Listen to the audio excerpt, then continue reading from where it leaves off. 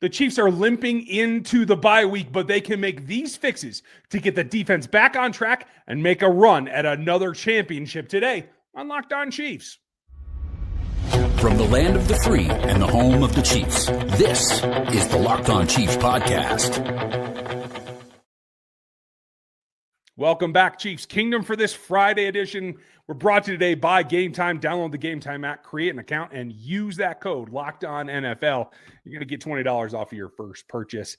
I appreciate you guys being here. Thanks for making us your first listen here on Locked On Chiefs, your daily podcast for the Kansas City Chiefs. We are part of the Locked On Podcast Network. That means your team every single day. And we appreciate you being here. You everydayers are always here making us your first listen. We appreciate you and appreciate that. If you would make another Locked On show your next listen, that would be perfect. I'm Ryan Tracy, the founder of Rogue Analytics and Performance Consulting, as well as NFL 33 and RGR Football. I do everything. I get you ready for the draft. I have these outlets, NFL 33, where we take a look at the league from top to bottom, everywhere else, and RGR Football, where we deep dive on film, technique, the insights into the Kansas City Chiefs. Been doing this for a very long time. Covered this team for 15 years and 9 on this particular show with my partner in crime, Chris Clark, who is out on vacation this week, but you will see him shortly. I have a great show for you. We're going to run down where they're at on the defensive side of the ball and what they can do to make themselves the actual favorite, much like Vegas thinks, but there are a couple of steps to get there. First, they have to make this defense work. There isn't any help coming on that defensive line. What can they do? That's where we start.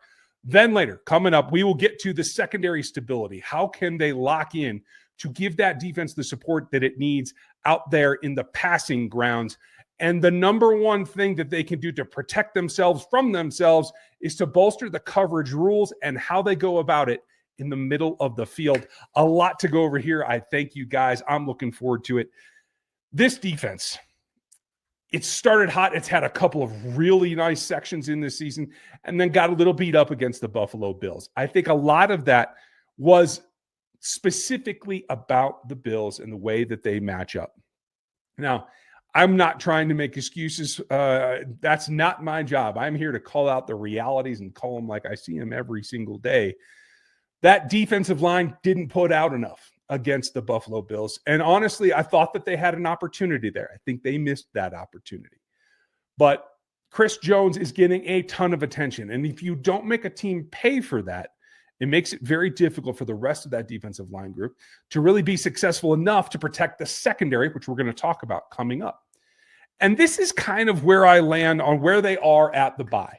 And for those of you that are Yellowstone fans or Horizon or any old Westerns, there's a line that goes there for all of these old stories and songs and stuff about crossing the Oregon Trail and being a frontiersman, right? I can't remember where it comes from, but it goes like this. There is no new frontier. You have to make it here. And that's exactly where the Chiefs are in their situation with the defensive line.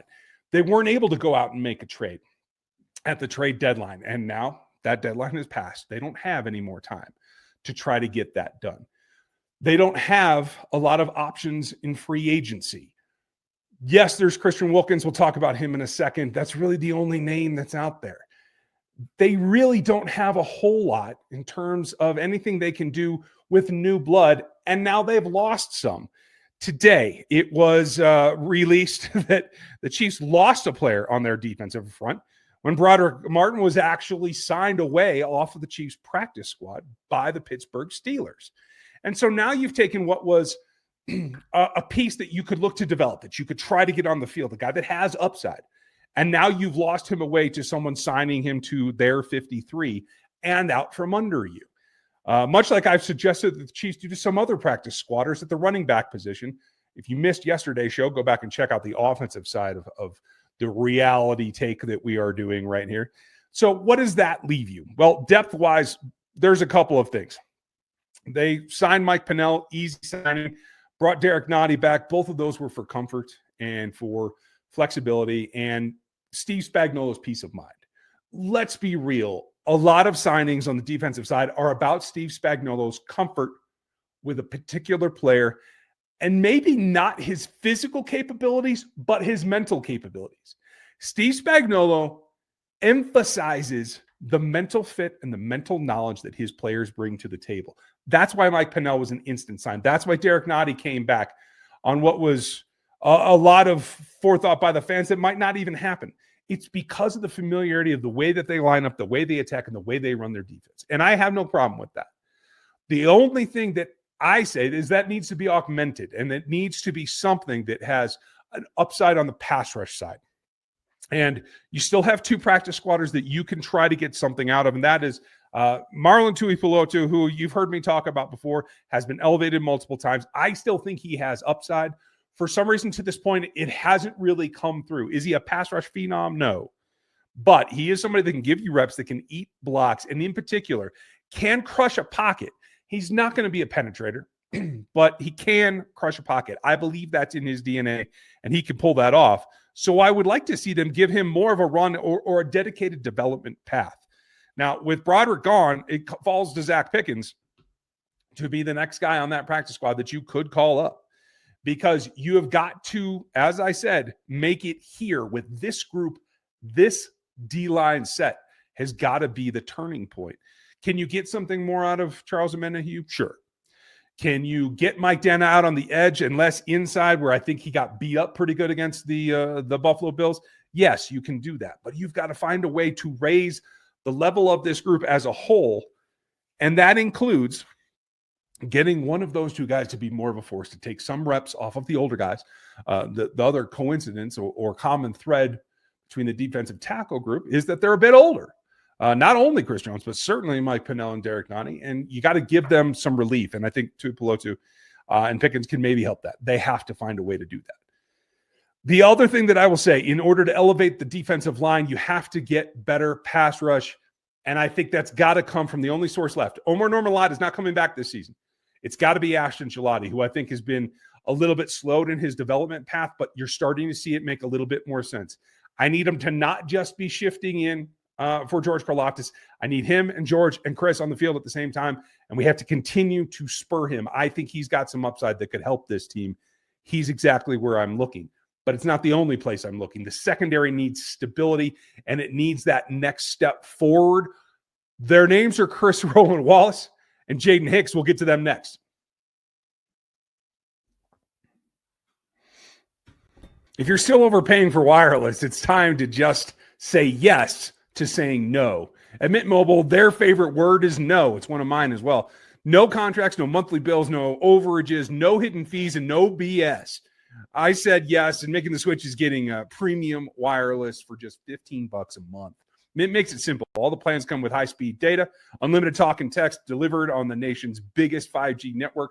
You can even bring your own phone and keep your same number and contacts. Makes life super easy. The setup is what makes it. That's easy as well. You can keep your number, and you're just running in minutes. Ready to say yes to saying no? Make the switch at mintmobile.com/LockedOnNFL. That's mintmobile.com/LockedOnNFL. Upfront payment of $45 is required. Limited time. New customer offer for the first 3 months only. Speeds may slow above 35 gigabytes on unlimited plan. Taxes and fees extra. See Mint Mobile for details. NFL season is back, and honestly, there's nothing better than being in the stadium surrounded by your fans cheering on your team. But let's be honest, getting tickets is a hassle. Between queues, login screens, prices jumping at checkout, it's frustrating. That's why I use Game Time, the app that gives the advantage back to the fans. Game Time makes it fast, easy, and they're backed by the Game Time guarantee. You'll always get 100% authentic tickets delivered on time and at the best price. Plus, all the fees are included. So the price you see is the price that you pay. I pull up Game Time, and just a couple of taps, I can see amazing deals. Find my section that I really like in the corner of the end zone. And I'm talking about all of the Chiefs games, the NFL games that you're looking for, some as low as $100. You got to get on that action. And this is how you do it. Download the Game Time app, create an account, and use our code LOCKEDONNFL, all one word, for $20 off of your first purchase. Terms apply. But again, the promo code is LOCKEDONNFL, LOCKEDONNFL, for $20 off. Swipe, tap, ticket, go. Download Game Time today. Appreciate you guys being with me as I fly solo. Let us know what you think or what your thoughts are on the defensive line. Chris will be back with us next week, and we'll get after it. What you have to do to help the defensive line is support them with the secondary and make it less easy for quarterbacks to have a direction to go. A little bit of hesitation goes a long way for the defensive line to try to get there. To do that, you have to have some dogs in the secondary, and the Chiefs do. It's more to me to fix the secondary in order to fix the whole defense is about how you choose to align them. It's not necessarily the players. It's a personnel thing on the D-line. I don't think it's a personnel thing in the secondary. I think you have the horses to run this race. And it's a bit of a misnomer. There's been a lot of hubbub this year about the way that Steve Spagnuolo is sticking with Chamari Connor, who certainly in the nickel is struggling at times, also in the deep safety halves, struggles at times. Chamari is another player, like we talked about earlier, that Steve Spagnuolo trusts. And that's what it comes down to. He gives you that upside because he knows where he's supposed to be. Steve Spagnuolo thinks of him as a guy that he can put out there and will not let you down in being in the right place. The physicality and the ability to track and mirror, that's a whole different thing. And Steve Spagnuolo will take some chances there. The stability that they need is available, though. Chamari is just part of it. And the safety position, I think, is where it starts. If you've seen the ups and downs, Jaden Hicks has not played much and not played consistently nearly at all. I thought he had a good game, and I think he was up over 35 snaps against the Commanders. Yet the next week against the Bills, they dropped him down, played 4 defensive snaps. Completely unexpected, and honestly doesn't make a whole lot of sense to me. But he played well, and even PFF would tell you that that he graded out very well. In fact, if you look at the top graded players on the defense, particularly in coverage, Trent McDuffie's there, as he should be, because he's an all-pro, and he deserves that. As much as the Sauce Gardner trade went down this week and there was hubbub there, Trent McDuffie is a better player at this point in his career, and the stats all prove that. He was likewise graded against the Bills, one of the top 3. The other 2 were Jaden Hicks and Roland Wallace, 2 safeties that don't get enough playing time. Now, Roland Wallace has, at a couple of points, been on the field a little bit more, only played 16 snaps on defense against the Bills, and I don't think that's enough. And I think this is why. Connor in particular is a little bit challenged in the deep halves. Roland Wallace is not. He knows where to be. He can play that high safety look. Brian Cooks has been playing well, but it's been more safety down. He has not been that center field. They haven't been pushing him deep lately, trying to put him to those early commits out towards the boundaries where he's got to cover a lot of ground from a single high position or something like that. He's been great in run support lately, the last couple of games, coming down, playing well. He's been grading out pretty well as well. But it is Hicks and CRW that are the guys that are raising their level of play. And I think that deserves more play time. We've talked about it sporadically here and there, but I think as we take a step back here at the break, as they're on the bye week, you have the ability to stabilize the secondary, particularly at the safety position, with those 2 players playing more and Chamari Connor playing a little bit less, but also in position, not the nickel, that he plays better. And I think that is the way to go. You can have enough split of snaps for all 4 of those safeties to rotate and play and contribute to the defense. Keeping them fresher is a plus, just like it is on the defensive line. And I think that's how you start to stabilize the secondary. The other way that you have to go about that is let players be who they are. At this point, you can stick Trent McDuffie anywhere.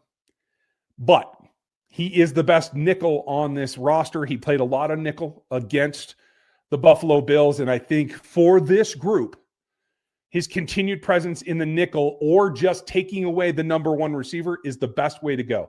I prefer to have him take the number 1 and deal with him on his own. If you've got to shade somebody over the top to help him out from time to time, if it's a physical matchup like it might be against the Denver Broncos with Sutton, who can elevate as well as being a much larger person, okay, fine, I can live with that. But it does 2 things by leaving Trent inside. It lets Jalen Watson be Jalen Watson, and he has been up and down this season as well. Didn't play nearly as well against the Bills as he did against the Commanders. I thought he put in a good game against the Commanders, though. and he gives you enough that you feel he can man that outside. The problem is the consistency. And that comes into the other player that I want to highlight as well, and that is Noel Williams. Didn't grade out well against the Bills, but saw a lot of playing time. 44 snaps and 27 in coverage. And I thought he made some nice plays, and I thought he got a little bit. But I do think by stabilizing the secondary behind him in the safety roles, you can stabilize Noel Williams. I would like to see them give Noel Williams a side of the field and Jalen a side of the field and let Trent roam with the ones anywhere else or take the nickel. That's what I would like to see. I think that will help Noel Williams develop quicker and be able to help this team more right now. And if for nothing else, they're both aggressive and they're both physical players. And I think that helps in early downs. And we're talking about games in the second half, 2 against the Broncos. You have the Chargers coming back. You have Indianapolis. And you also have the Cowboys that I think you have to be physical with. Their offense is their entire team at this point. We'll see what Quentin Williams becomes. But I do think Noel Williams with a stabilized position could be more of an asset than he is right now. And that whole thing then puts all the clockwork together and forms a tighter secondary, which then can support the defensive front more. If the defensive front can get a little bit better first step, it helps the secondary. And the secondary can be in phase and stick with their assignments a little bit longer. It helps the defensive front. This is a back and forth type plan. And it's the guys in the middle that have to be protected mostly from themselves. There are less answers at the linebacker spot, but they are still there. What can they do? That's next. This episode is brought to you by Prize Picks. You and I make decisions every day, but on Prize Picks, being right gets you paid. Don't miss any of the excitement this sports season, whether you're following the NFL, the NBA, or both. There's no better time to jump into the action. If you haven't tried it yet, Prize Picks is the simplest way to play out there. Just pick more or less on at least 2 players and their stats, what you think, get them right, and you win. It takes less than 60 seconds to make your lineup. You can play anywhere Prize Pick operates, including California, Texas, and Georgia. It keeps every game exciting, and you can get it all during both football and NBA tip-offs and get right there with that stacks feature. It's a new game changer, and it gives you threes, points, touchdowns, etc. Download the Prize Picks app today and use the code LOCKEDONNFL. You're going to get $50 in lineups after you pay for your first $5 lineup. That code again is LOCKEDONNFL for $50 in lineups after your first $5 lineup at Prize Picks. It's good to be right. Folks, thanks for being here with me on a Friday, and make sure that you like and sub if you haven't already. Appreciate you everydayers. And if you want to be one of them, you can get on the text line at 816-357-8781 as well in that everydayers club. I do want to emphasize that this defense has been playing very well, and they still are highly regarded overall. When you look at their rankings from our friends at True Media, it does outline that at the end of the day, they are top 15 in most categories. There's a couple of outliers. We'll get to them shortly. Particularly yards per game allowed, they are number 7. That is still an excellent ranking. And what they have to do is double down on that by controlling the middle and honestly controlling the explosives. Actually, they gave up 114 yards to James Cook against the Bills. First time that they've gone over 100 or a rusher has gone over 100 yards in them in quite a long time. That is survivable, though. It took him 27 carries, 4.2 yards a carry on the day, and that is enough to keep you in good graces and ahead of the ball game if it isn't for some situational football that they do have to correct.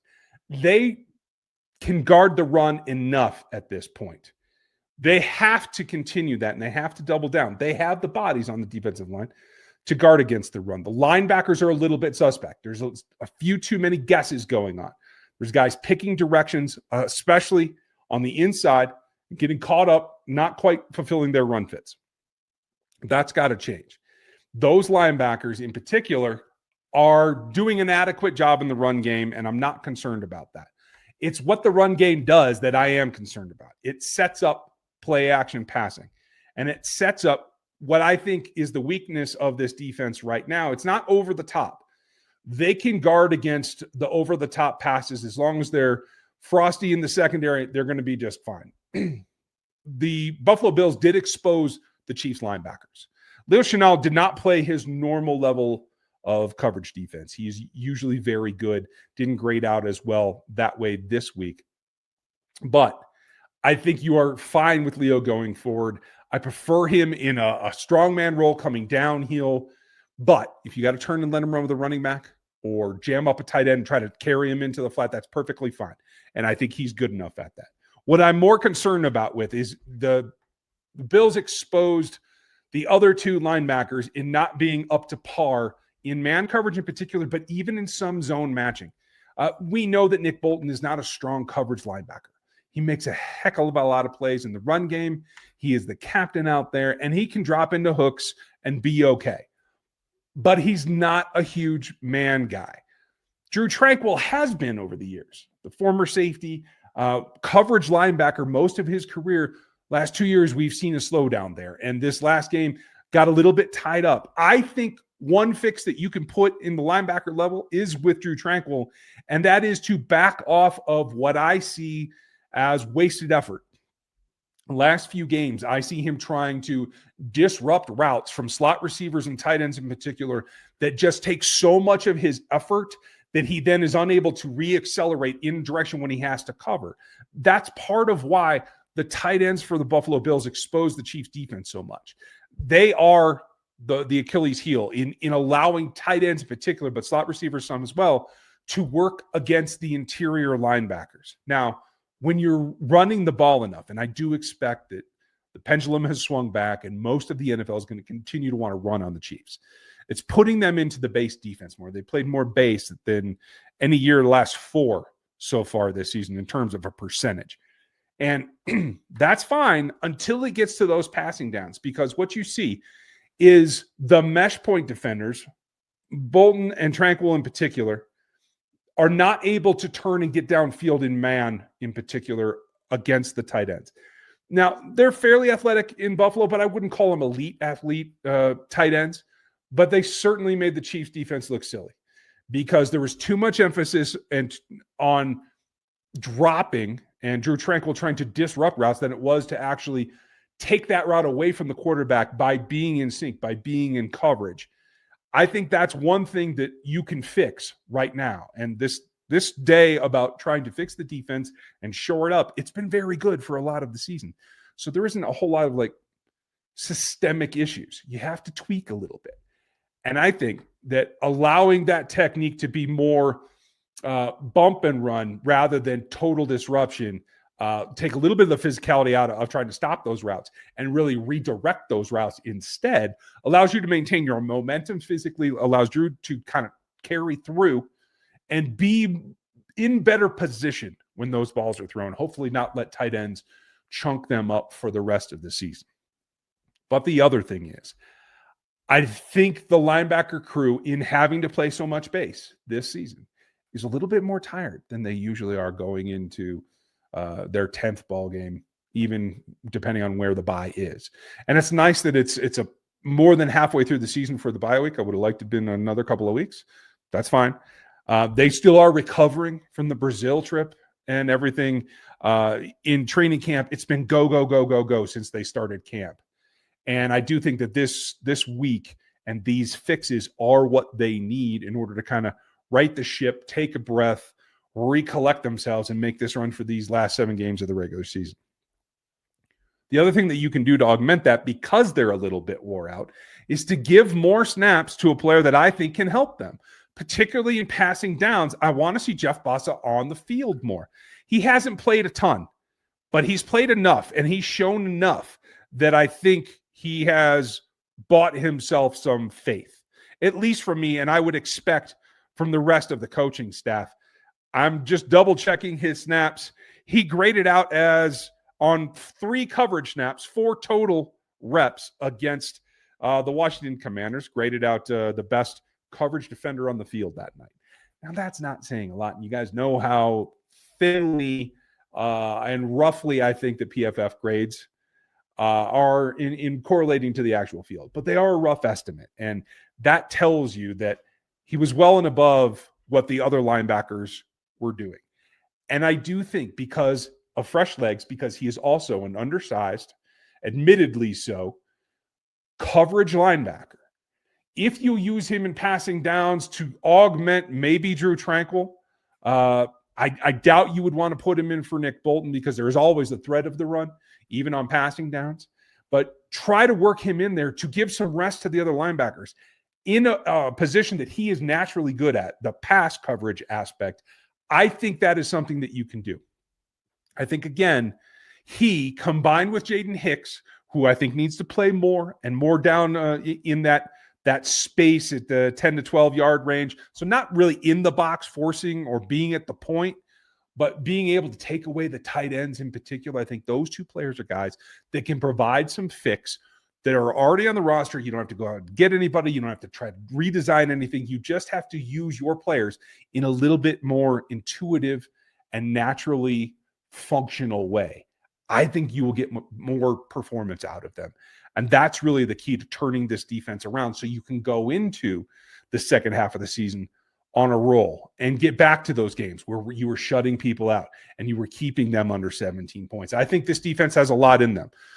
The Denver Broncos are going to be tough, but their offense isn't their strength. Their defense is. It's going to be a situation where as long as you don't give up huge broken plays, you're going to be able to survive and get right against the Broncos. I think we're going to break it all down for you next week as we get ready and Chris returns. But I want to know what you think of this defense, where it's at, and what you want to see fixed, especially knowing that there's no new help coming. There's very, very little chance that there's a significant signing the rest of this season. If there is, there's only one person. We'll talk more about Christian Wilkins next week, but you guys know how I feel about that. I want to know how you feel. If you would leave the comments on the YouTube channel, hit us on the X account. We would appreciate it. Thank you for your time and your patience, especially while I'm here riding solo. I appreciate you being here with me and enjoying this week. It is the bye week.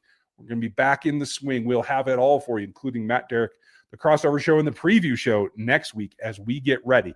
Thanks for your time, and I'll talk to you Monday.